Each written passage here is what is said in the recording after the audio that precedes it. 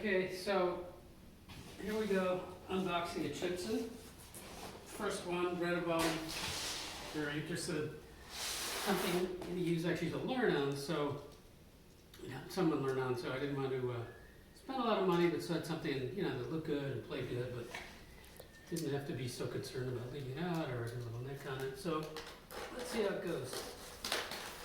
This familiar yellow package that we always see just around today.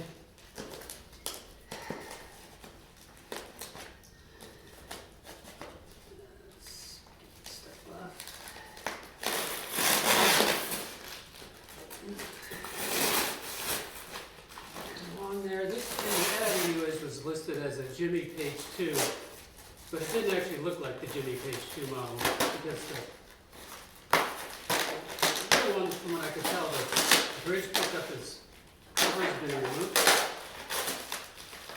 This one in the ad had the pickup cover on it, but I just like the way that it was a credible seller. I just wanted, it's just something that I could rely on.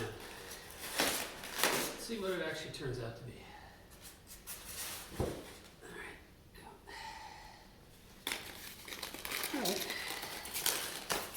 Well, it definitely looks a lot like the ad, and the very first impression, before it's even out of the box, is really, really quite nice looking.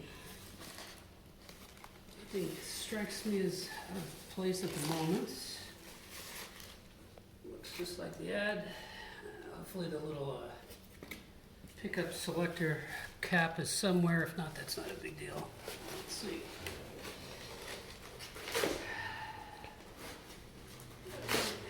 Important headstock.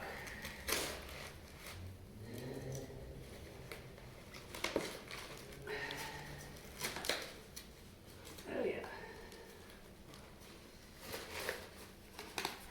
Well, here's the headstock. Seems like what some people are most interested in. Alright, so there she is. First impressions.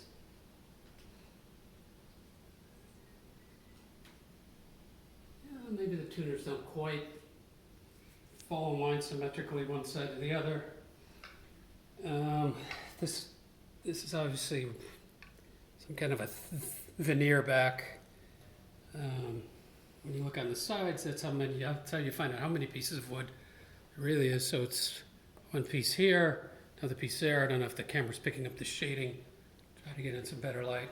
And then another piece there. So it's 3-piece, which is fine. I actually have no problem with something being made of multiple pieces of wood. I think that's actually better. It's it's better from an environmental perspective, and as far as I know, it has absolutely nothing to do with the playability, sound, or anything of an instrument. So there's the back too. I mean, I would have been okay if that was just completely flat. They put some little kind of stripiness in it.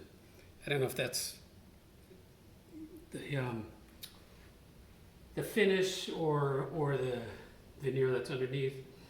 The veneer on the top is really nice, I would say. Kind of this yellow golden. We're going to get some better lighting again.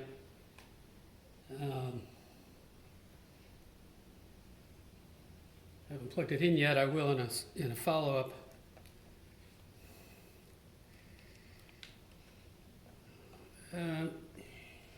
These 3 here roll nice. This pot seems it's a little looser than the others. I think there's something wrong. It's not a push-pull. No, it's not. So that can't explain it. So this pot's a little different than the others. I don't know if there's something broken about it or what, but. And the cap isn't as low as the others. You can see that. So that's something, if it were truly from the GIBSON place, you wouldn't expect that to happen. Obviously the quality control would have caught that, but again, for the cost all in shipping, it's nice. That the fingerboard I think is really nice. Really nice looking rosewood. I don't think you're going to do any better than that. Some slight imperfections here on the binding. And the imperfection is some discoloration. It's not cut perfect. It's like a little dig. It's like the exterior part, which has the little creaminess color, is a little bit higher than the white. So maybe when they cut it, they actually cut into the white part. So that might be a little uncomfortable playing. It wouldn't be all that difficult to just get a file though and bring that down. So I'd say the difference so far just sort of is some quality control issues. And honestly, if that ends up being the only difference, it's not such a bad trade-off. So unplugged, let's just get a feel for it.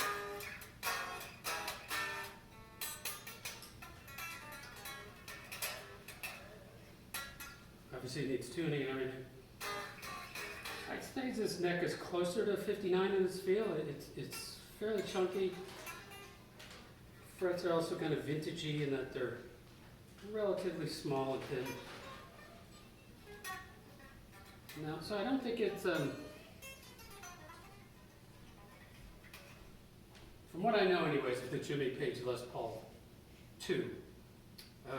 Again, the pickup on the back should be uncovered here. It has a cover. And the neck, I think, in Jimmy Page on his actual ones, he had them sanded down to 59s to be thinner. Let's see, more in the 60s profile, whereas this one has more of that chunky 59-y feel. The frets certainly are jumbo. I actually would appreciate jumbo. I'm more of a fan of that than vintage. But like I said, this was really just kind of an experiment, just to see what I could get. And, you know, out of the box, I would say, versus my expectations on a scale of 1 to 10, it's not a 10. It's, I'd say it's more of a 8, something like that. I mean, the pop thing would have been nice if they caught it. We'll see if it works. I mean, the binding should not have been that difficult to get right. And they shouldn't call it Jimmy Page Les Paul number 2 because it doesn't have some of the key characteristics. Again, this is not. This is covered still, and the neck is more of the chunky 59.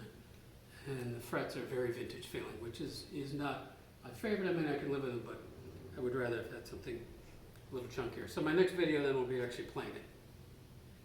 Bye for now.